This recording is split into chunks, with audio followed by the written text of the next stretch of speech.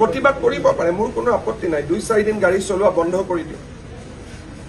হিচাপ নিকাচ মোৰ কাৰ্যকালতে হ'ব লাগিব।